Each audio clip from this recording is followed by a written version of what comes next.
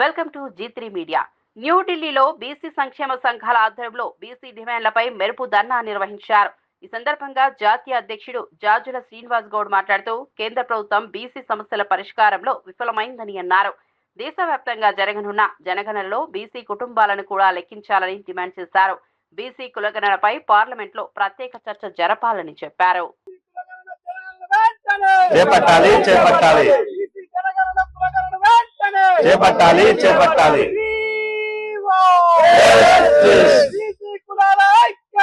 వర్ధిల్లాలి వర్ధిల్లాలి OBC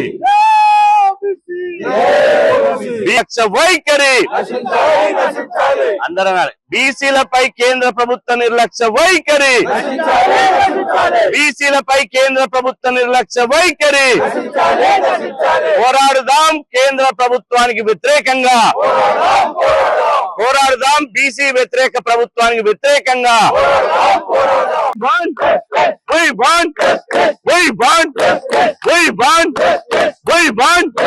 We want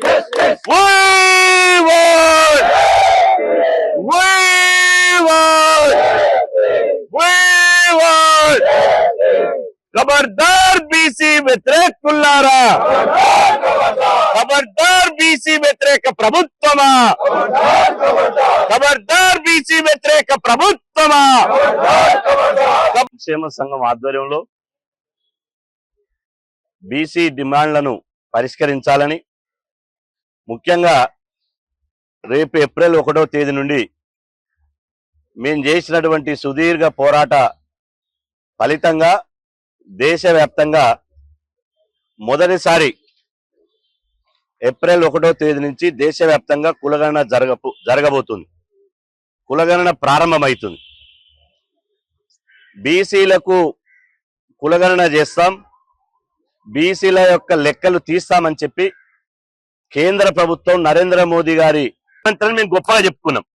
మా జాతి బిడ్డ స్వాతంత్రం వచ్చిన తర్వాత 70 సంవత్సరాల తర్వాత ఒక జాతి బిడ్డ ప్రధానమంత్రి అయినని గర్వపడ్డాం.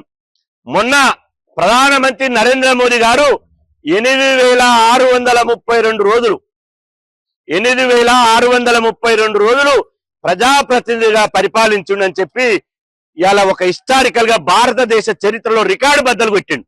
సంతోషం వ్యక్తం చేస్తున్నాం, హర్షం వ్యక్తం చేస్తున్నాం, ఆయనకు ధన్యవాదాలు తెలుపుతున్నాం.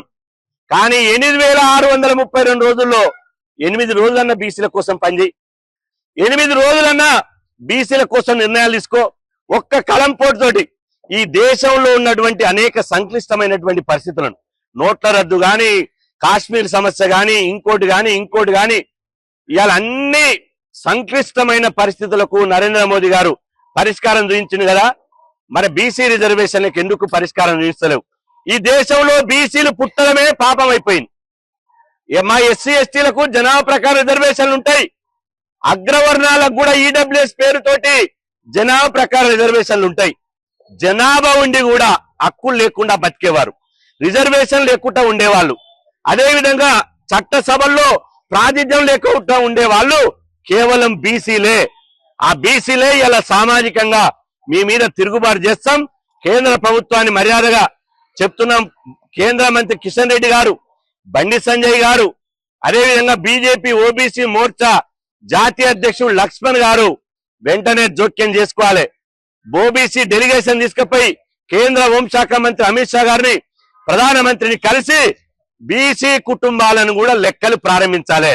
బీసీ కుటుంబాల లెక్కలు ఇవ్వకపోతే కేంద్ర ప్రభుత్వాన్ని ఎట్టి పరిస్థితుల్లో జేఏసీ ఏర్పాటు చేసి, జేఏసీ ద్వారా ఉద్యమాలు ఉధృతం చేసి, జాతీయ రహదారులు దిగ్బంధం చేసి, అవసరం అనుకుంటే భారత్ బంద్ అయినా చేపట్టి మా హక్కులను సాధించుకుంటామని చెప్పి సందర్భంగా తెలియజేస్తున్నాం.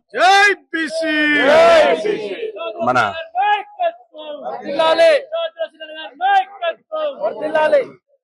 మీడియా మిత్రులకి ముందుగా హృదయపూర్వక